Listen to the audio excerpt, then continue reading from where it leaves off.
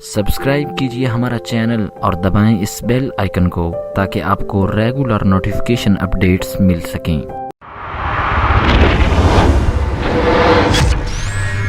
دوسرا کام خاندانی کیا کرنا ہے؟ تراویح کی نماز۔ کیا کام کرنا ہے بھائی؟ اور تراویح 20 رکعتیں ہیں، 8 رکعتیں بولو نہیں۔ حضرت عمر سے 2 روایتیں، ایک 8 والی اور ایک 20 والی، کہ حضرت عمر نے کتنی دیکھو نبی صلی اللہ علیہ وسلم نے تراویح کی کتنی رکعتیں پڑھی ہیں، کوئی بے غبار حدیث میں ہمیں اس کا تذکرہ نہیں ملتا، بس اتنا ہے کہ 3 دن پڑھی ہے، بس کتنی پڑھی ہے ہمیں نہیں پتا۔ یہ ہمیں حضرت عمر کے عمل سے پتا چلتا ہے، کیونکہ حضرت عمر بدعتی بولو نہیں ہو سکتے، کیونکہ انہوں نے جب جماعت سے 20 رکعتیں پڑھائی ہیں حضرت عمر نے، تو اس کا مطلب نبی نے ان 3 دن میں کتنی پڑھی تھی؟ اور ایک ضعیف روایت میں اس کا تذکرہ بھی ہے کہ نبی نے 20 رکعتیں پڑھی ہیں۔ تو ضعیف روایت کی تائید جب خلفائے راشدین کے عمل سے ہو گئی تو وہ ضعیف بھی عملاً کیا بن گئی؟ صحیح بن گئی ہے وہ۔ تو حضرت عمر سے 2 ہیں، 8 بھی اور 20 بھی۔ 8 والی پر امت نے کسی امت نے عمل ہی نہیں کیا، کیونکہ وہ بالاتفاق مضطرب ہونے کی وجہ سے ضعیف ہے، سند کی وجہ سے نہیں بلکہ مضطرب، کیونکہ جو راوی حضرت عمر سے 8 بیان کر رہا ہے وہی کتنی بھی بیان کر رہا ہے؟ 20 بیان کر رہا ہے۔ اور جب ہم صحابہ کے دور میں دیکھتے ہیں تو ہمیں سب جگہ 20 نظر آ رہی ہیں، 8 کہیں بھی نظر نہیں آ رہی۔ تو یہ کیسے ممکن ہے کہ حضرت عمر نے 8 شروع کی ہوں اور کوفہ، بصرہ، دمشق، شام، مصر سب جگہ 20 ہو رہی ہوں؟ اس سے پتہ چلتا ہے کہ حضرت عمر سے جو 20 والی روایت ہے وہ صحیح ہے، 8 والی صحیح نہیں ہے۔ اور اس کی سب سے بڑی دلیل یہ ہے کہ موطا امام مالک میں ہے 8 رکعتوں والی، جو امام مالک نے نقل کی ہے، لیکن امام مالک خود 8 کا فتویٰ نہیں، وہ خود 20 سے زیادہ کے قائل ہیں، وہ تو 20 کے بھی نہیں 36 کے قائل ہیں۔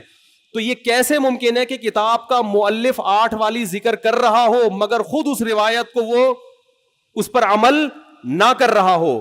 ان باتوں کا کسی اہل حدیث عالم کے پاس جواب نہیں ہے۔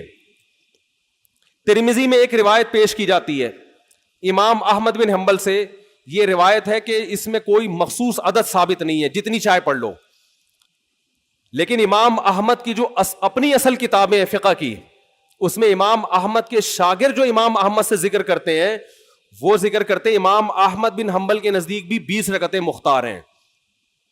سمجھ نہیں آ رہی میرا خیال ہے بات؟ تبھی فقہ حنبلی میں تراویح کی رکعتیں کتنی ہیں؟ 20۔ اور امام ابو حنیفہ کے نزدیک بھی لوگ، پتہ ہے مجھ سے کیا کہتے ہیں؟ لوگ جو ہے نا کہتے ہیں کہ یار آپ ان حدیثوں کا انکار کر رہے ہو جس میں 8 آتا ہے۔ 8 والی جو بخاری کی حدیث ہے نا، اس کا تراویح سے کوئی تعلق نہیں ہے۔ بخاری میں آتا ہے نبی رمضان اور غیر رمضان میں 8 پڑھتے تھے، اس کا تراویح سے کوئی تعلق، وہ تو غیر رمضان میں بھی تھی۔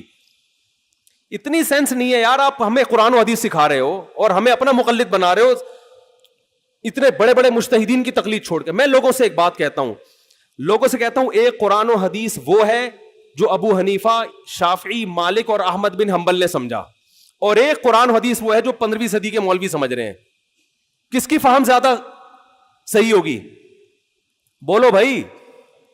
ایک قرآن وہ ہے جو انجینئر بیان کر رہا ہے حدیث، ایک حدیث کی تفصیل وہ ہے جو امام مالک بیان کر رہے ہیں، ابو حنیفہ بیان کر رہے ہیں، جن کی 80 ہجری میں پیدائش ہوئی ہے، تابعین میں سے ہیں، جو امام شافعی بیان کر رہے ہیں۔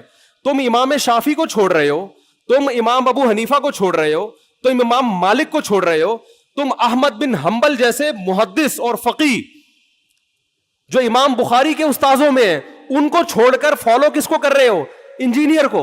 اور تم کہہ رہے ہو ہم صرف قرآن و حدیث کو مانتے ہیں، ہم کسی اور چیز کو نہیں مانتے۔ تم قرآن و حدیث کو نہیں مانتے میرے بھائی، تم مقلد ہو، اندھے مقلد ہو۔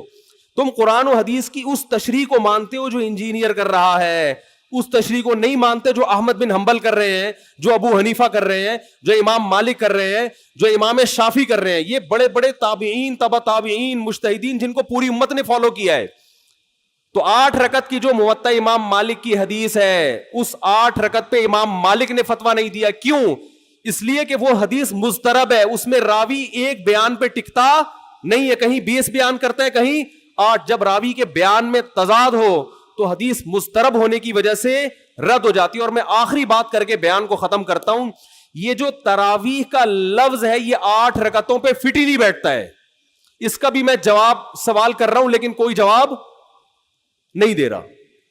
دیکھو اپنی مرضی کے سوال بنا کے جواب دے دیا کرو تو لوگ واہ واہ کریں گے. آپ میرے ساتھ یہ ہو رہا ہے, میں جو بیانات میں اعتراض کرتا ہوں نا اس کا جواب نہیں مجھے ملتا, خود سے اعتراض بنا کے کیا کر دیا جاتا ہے جواب. جیسے میں نے بتایا تھا کہ حرم میں 4 مصلے تھے, حنفی, مالکی, شافی, حنبلی, 4 مصلے تھے کئی سو سال تک, جو کہ نہیں ہونے چاہیے, ایک ہی ہونا چاہیے تھا مصلی.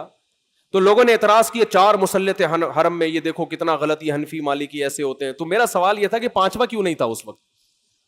اس کا مطلب 5واں فرقہ وجود میں آیا ہی نہیں تھا, وہ اب پیدا ہوا ہے. وہ ٹھیک ہے 4 غلط تھے, لیکن اس غلط کو بھی صحیح ان 4 میں سے ایک نہیں کیا ہے.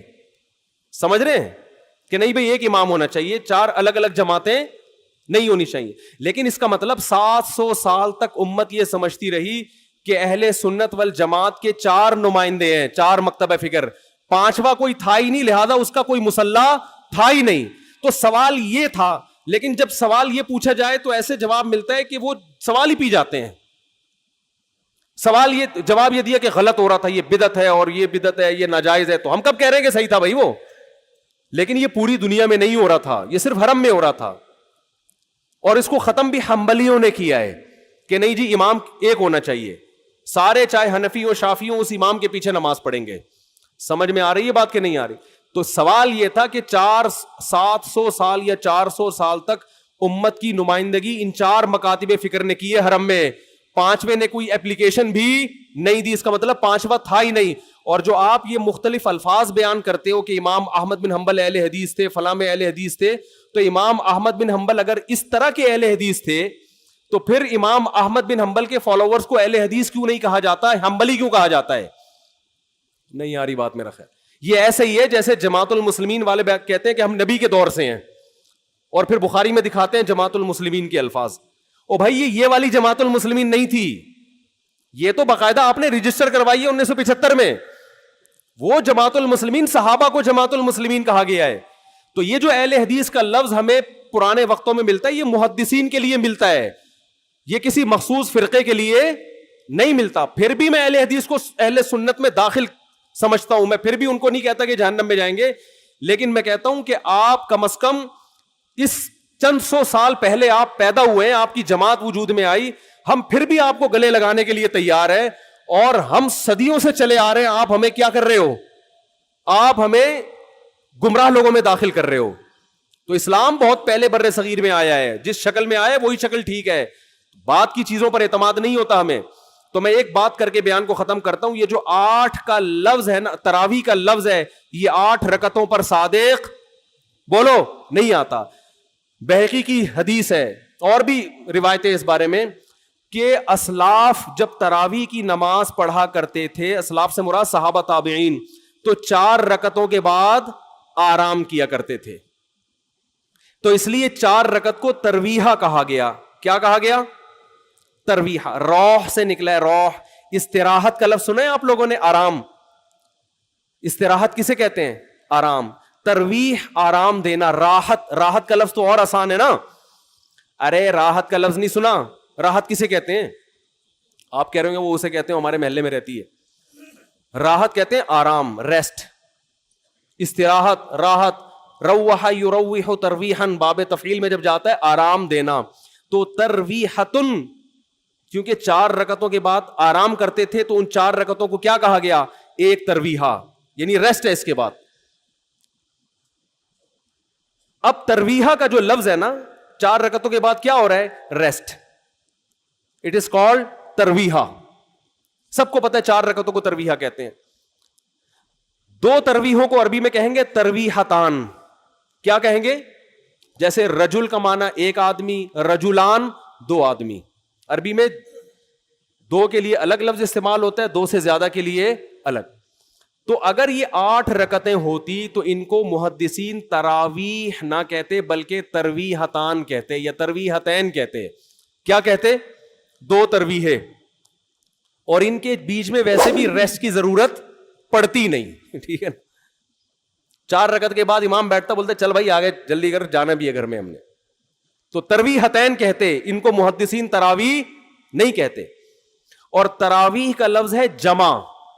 عربی میں جمع کم سے کم افراد کتنے ہوتے ہیں اس کے؟ 3. تو کم سے کم 12 رکعتیں ہونی چاہیے. لیکن تراویح بھی جمع کثرت ہے, جمع قلت کثرت. جمع اقصا کہتے ہیں جو بہت زیادہ جمع ہو. تو پتہ چلا 4 رکعتیں کافی زیادہ ہیں تو ان کو تراویح کہا جائے گا. 4 رکعتیں تھوڑی سی بھی ہو تو ان کو تراویح. 4 رکعتیں اگر 3 دفعہ آئیں گی تو اس کو بھی علی وجہ الکمال ہم پورے طور پر تراویح کا لفظ اس پہ صادق نہیں آئے گا. بات آ رہی ہے سمجھ میں کہ نہیں آ رہی ہے؟ سمجھ میں سب آ رہی ہے, لیکن گھننے بن جاتے ہیں, گھماتے ہیں. اب دیکھیں نا یوٹیوب پہ اس کا جو بیان آئے گا نا اس میں گھمایا ہوا ہوگا, اس میں گھمایا یہ اپنی طرف سے نکالا ہوا ہے. اپنی طرف سے نہیں بھائی, بحقی کی حدیث ہے, مصنف ابن ابی شیبہ کی روایتیں ہیں, آپ دیکھ لو. اس میں لوگ کہتے ہیں حوالہ کیوں نہیں دیا مفتی صاحب نے. آپ انکار کرو میں حوالہ دوں گا انشاءاللہ. آپ انکار کرو کہ ایسا نہیں ہے, ہم ٹائم بچا رہے ہیں اپنا.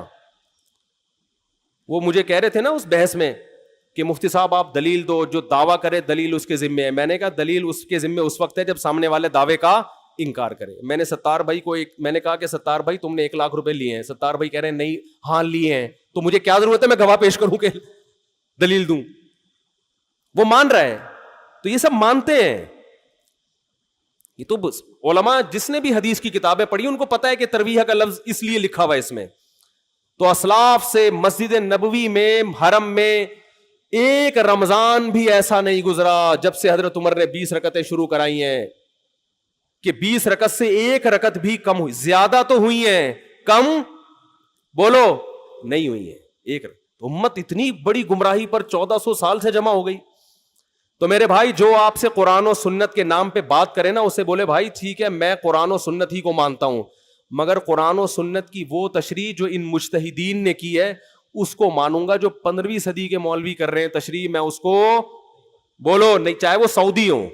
لوگ کہتے ہیں سعودی عرب میں 8 رکعتیں ہر جگہ ہو رہی ہیں. سعودی عرب میں آج ہو رہی ہیں, 100 سال پہلے کے سعودی عرب میں 8 رکعتیں کہیں بھی نہیں ہوتی تھی.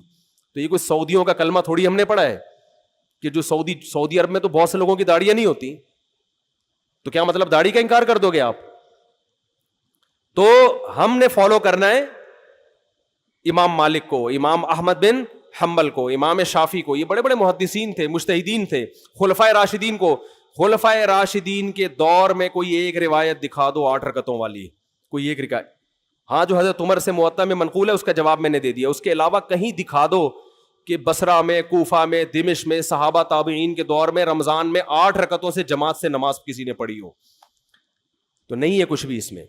تو اس لیے جو طریقہ صدیوں سے تواتر کے ساتھ چلا آ رہا ہے وہ کتنی رکعتوں کا ہے؟ 20 رکعتوں کا. تو اسی کو فالو کرنا چاہیے. تو دوسرا کام آپ نے خاندانی کیا کرنا ہے؟ تراویح پابندی سے پڑھنی. سمجھ میں آ رہی ہے بات؟ تو یہ 2 کام فی الحال کریں, کچھ پیکج اگلے جمعے میں انشاءاللہ بیان کریں گے. تو اسی سے انشاءاللہ اللہ کی محبت کی چنگاری آپ کے دل میں پیدا ہوگی. اللہ ہمیں سمجھنے کی, عمل کی توفیق.